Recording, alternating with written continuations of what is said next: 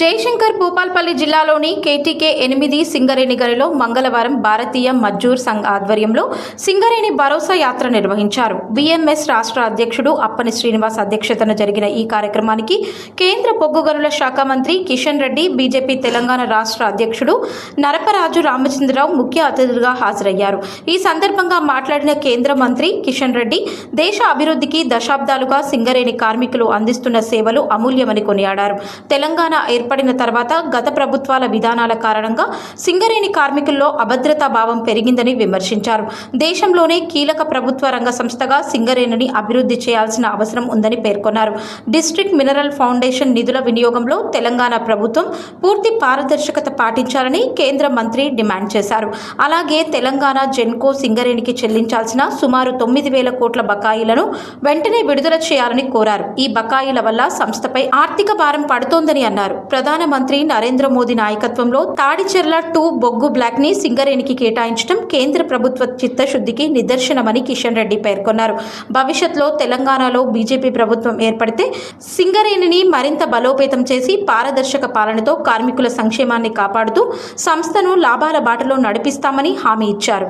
ఈ కార్యక్రమంలో ఎమ్మెల్సీ అంజిరెడ్డి, ఎమ్మెల్యేలు మహేశ్వర్ రెడ్డి, ధన్పాల్ సూర్యనారాయణ, వెంకటరమణారెడ్డి, పైడి రాకేష్ రెడ్డి, రామారావు పటేల్, బీజేపీ రాష్ట్ర కార్యవర్గ సభ్యురాలు చందుపట్ల కీర్తిరెడ్డి, జిల్లా అధ్యక్షుడు నిషిధర్ రెడ్డి, బీఎంఎస్ నాయకులు, సింగరేణి కార్మికులు, వారి కుటుంబ సభ్యులు, పార్టీ కార్యకర్తలు పెద్ద సంఖ్యలో పాల్గొన్నారు.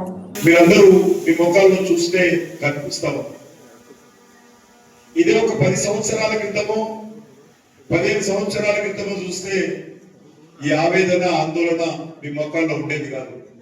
ఒక ధైర్యం ఉండేది, ఒక విశ్వాసం ఉండేది, ఒక నమ్మకం ఉండేది, భవిష్యత్తు పట్ల ఒక ధైర్యం ఉండేది.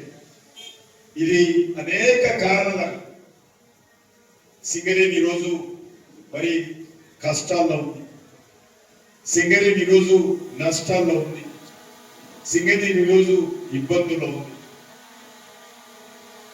మీకు అందరికీ తెలుసు, బీఆర్ఎస్ కారణంగా సింగరేణి ఒక 15 సంవత్సరాల వెనుకకు వెళ్ళింది. 15 సంవత్సరాల వెనుకబడిపోయాం మనం. మరి ఈరోజు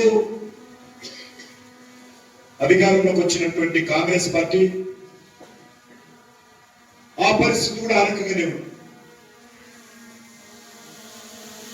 దేశమంతా భారత ప్రభుత్వ ఆధ్వర్యంలో 100% మేనేజ్మెంట్ తో అనేక కంపెనీలు మేము నడుపుతాం. అది కోల్ ఇండియా కావచ్చు, మహానది కోల్ఫీల్డ్ ఒరిస్సాది కావచ్చు, మహారాష్ట్రలో వెస్టర్న్ కోల్ఫీల్డ్ కావచ్చు, జార్ఖండ్ లో బీసీసీఎల్ కావచ్చు, జార్ఖండ్ వెస్ట్ బెంగాల్ సంబంధించినటువంటి ఎన్సీఎల్ కావచ్చు, ఇవన్నీ కంపెనీలు నడుపుతాం. సమస్య ఈరోజు సింగరేణిలో కంపెనీగా పేరుంది. వచ్చిన కంపెనీ కాదు, చాలా పాత కంపెనీ. 10 మంది పనిచేసే వాళ్ళు ఈరోజు 40 వేలకు పరిమితమయ్యాం. కార్మికులు కలిపితే అటు ఇటు 70,000 ఉంటాం. పొద్దున్నారు కార్మికులు. ఎందుకు ఈరోజు సింగరేణి నష్టాల్లో ఉంది? ఎందుకు ఈరోజు సింగరేణి కష్టాల్లో ఉంది? ఎందుకు ఈరోజు సింగరేణి సమస్యల్లో కొట్టుమిట్టాడుతుంది? కామారెడ్డి శాసనసభ్యులు ఒక దిక్కు